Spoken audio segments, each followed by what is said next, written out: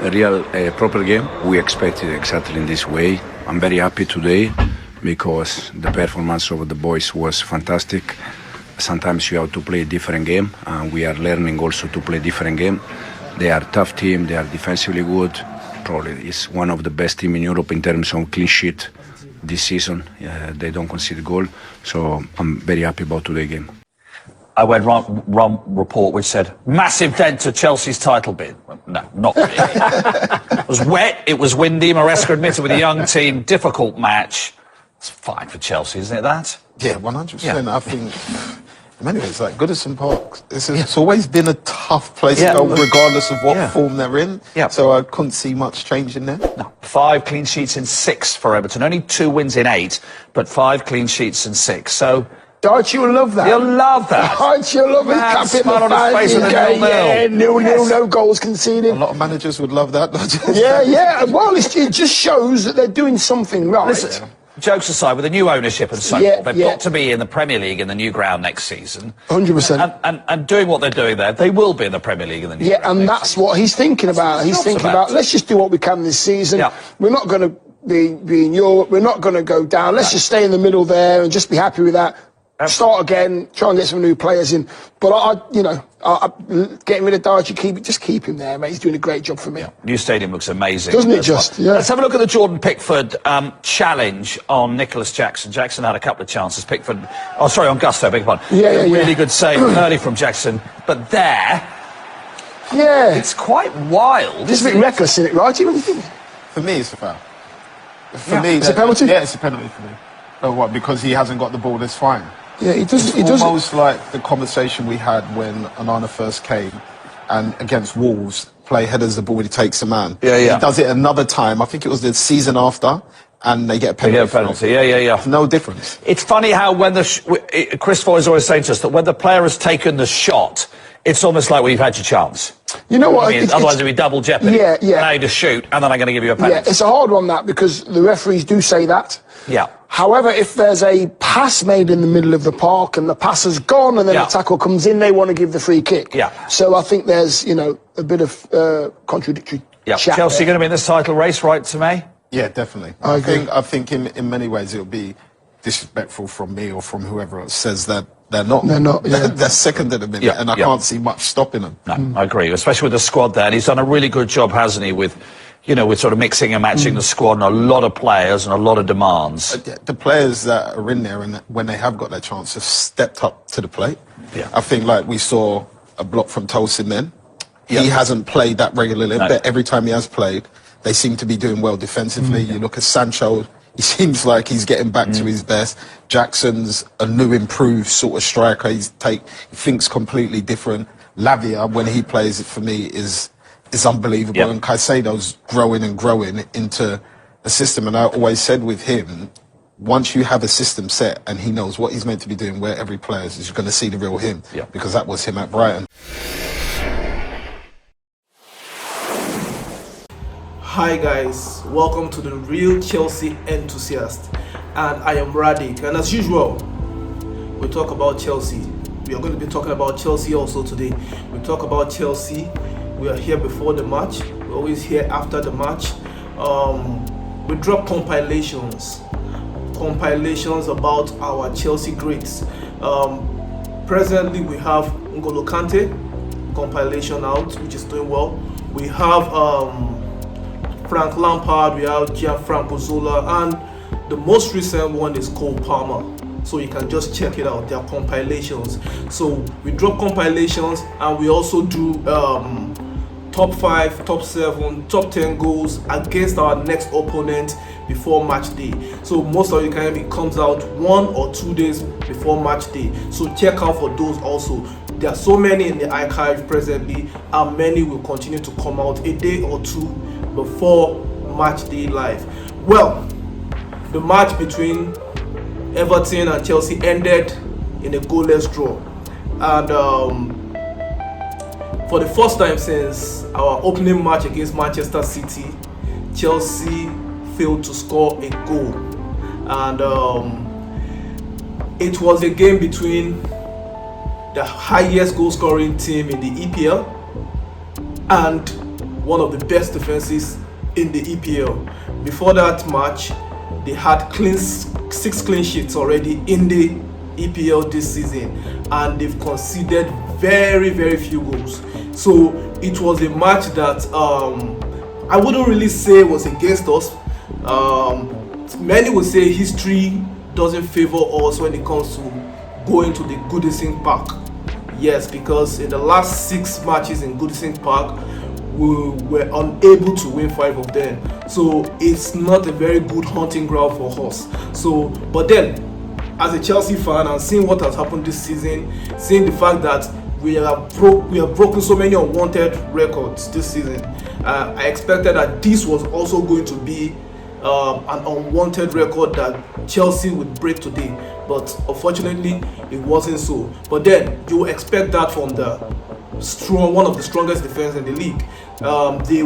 They went to Emirates last week rather, and they held Arsenal to a goalless draw. So there was a reason that they were able to hold Arsenal to a goalless draw, because Arsenal are also a very high goal scoring team, just like Chelsea. And they came to the pitch, did the assignment, followed every instruction of the coach to the letter, and they got the result. And they were very, very happy to allow us hold on to the ball. They gave us all the possessions, allowed us play our passes, but what they did was defend effectively. You see, whenever they were without the ball, the shape never changes. They were never out of shape. So they knew the shape, stuck to the shape, and ensured that they stifled every of our attack. And in the middle of the park, the 3 guys, Idris Gueye, Dakore, and Mangala, did a very, very wonderful job in the middle of the field, because the job was certainly clear. Do not let these guys play through the midfield to Cole Palmer. If you allow them play through the midfield to Cole Palmer, it means you are living dangerously and they can easily hurt you. So they ensured that the ball did not get to Palmer through the midfield. They ensured that they stifled every play in the middle of the park. They were there, they were very strong, and because of that, we had to resort to wing plays for us to create opportunities, and we were able to make use of the wing to create opportunities in the first half. We would have been 3-0 up in the first half, despite the fact that we did not really have the opportunity to create chances that much, because Palmer lost a goal. Maybe not a clear chance, but as Chelsea fans and as football lovers that have seen Palmer in recent form, we would have expected Palmer to score that goal. Nicholas Jackson had an opportunity, like a one-on-one with the keeper, a good ball from Cole Palmer, tuck it in, come on. Yeah, maybe the pass was a little bit behind him, but still, you are a striker, you improvise, tuck it in. But unfortunately, Cole Palmer, Nicholas Jackson didn't score the goal. And the second one, wow, he would have scored that header, but he headed the ball against the upright. Come on, it was a clear net. Come on now, cool. Come on, And this is what we talk about when we talk about the inconsistencies of Nicholas Jackson. It's getting better, but then the inconsistencies are still there. Those are goals that you are supposed to bury, because you will not get many of those opportunities against a defensive team like Everton. And that was exactly what happened. In the second half, they found a solution to our wing threats. And Pedro Neto and Jadon Sancho were not able to attack the way they attacked in the first half. They were not able to cause damage like they wreak havoc like they tried to do in the first half. The second half, we didn't have that, and that midfield play was still perfectly effective. I'm talking about their 3 midfielders. So they cut the supplies from the middle of the park, and they also did the same to the wings in the second half. I think Sean Dyche must have done a good job in speaking with them after the first half, and they came out second half. They perfected that defensive play, and we were not able to get as many chances as we did in the first half. But then the surprising thing, the most surprising to us, is the fact that we also were able to keep a clean sheet, because in matches like this, last season, 2 seasons ago, even 3 seasons ago, matches like this usually end up against us because we try to score, we don't get those opportunities. Our opponent gets that opportunity, just one. All it takes is just one opportunity and they score. And they had that opportunity. As a matter of fact, they had about 2 or so, or 3. But Sanchez was called into action, and again Sanchez proved himself. He was able to save us. They had an opportunity when, I don't know what his name was, had a one-on-one, a face-off with Sanchez, but Sanchez was able to save the ball. Then the other one also, where he also pushed away before Adarabioyo came and rescued us. Our defense was also good, maybe because we're not pressurized too much, but then the fact that they were alert all through is something that is really, really admirable and something that should be commended, because we have this tendency to just tune off and we concede goals that don't actually make sense. Aside from that, Everton were very good. Pickford's services were very perfect, near perfect. Anytime he hits the ball, it's a threat. So, and also he was called into action and he saved them a couple of times.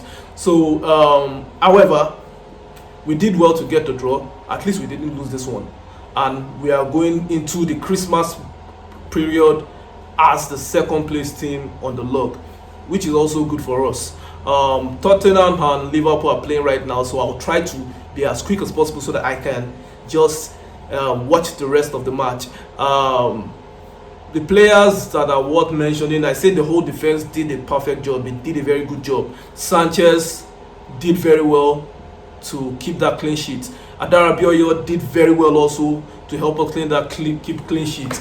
The distribution from Cowell also was something commendable. We did very well at the back. The Sassi also was strong at the back. So our whole defense, I say congratulations to them. They did very well. Unfortunately, our attack was not able to do the same at the other end. But in the attack, I would just say, aside from the fact that Nicholas Jackson lost those chances, Nicholas Jackson was also very good because he would come to the middle of the park trying to get the ball. Link up play with Cole Palmer was very, very good, and with the other wingers was also very, very good. Aside from that, nothing really more to say about the match. But then we go into the Christmas second place, and I believe the next few matches we should be able to win. I think Ipswich is one of the last 2 matches we have this year. I believe if we can win those 2 matches, who knows, we can still end up finding ourselves in the first place on the log table. Well, let me know what you feel about this match. How do you think we performed? Talk about it in the comment section. If you are not subscribed, this is the best time for you to subscribe. Subscribe, hit the notification bell so that you can get those contents first as soon as they are uploaded. Yes, like the video, comment. That is where we talk about everything. That's where we express ourselves. Yes, thank you very much for getting me to 100 subscribers. We are on about 107, I think. I can't remember, but the goal now is 500. Help a brother out. If every of my subscribers can give me one subscriber each, it means we can quickly double within a week. That is the meaning. And if we can continue to do that, in a week you give me one subscriber at the end of 30 days, I'll be easily on 500 subscribers. So help a brother out, help to push this channel to 500. Like I said, don't forget to like also. We are a community, we are forming that community, and it's going to be a great community. Follow me on my journey as a Chelsea fan this season, and I believe at the end of the season we will all celebrate together. Let's have it. We all have it at the back of our mind. We know that the goal is top 4, but if we get anything better than top 4, fantastic, we'll take it. Yes, that is it. Thank you very much, guys. I remain Radic, and this is the real Chelsea enthusiast. So, ciao for now, till we see later.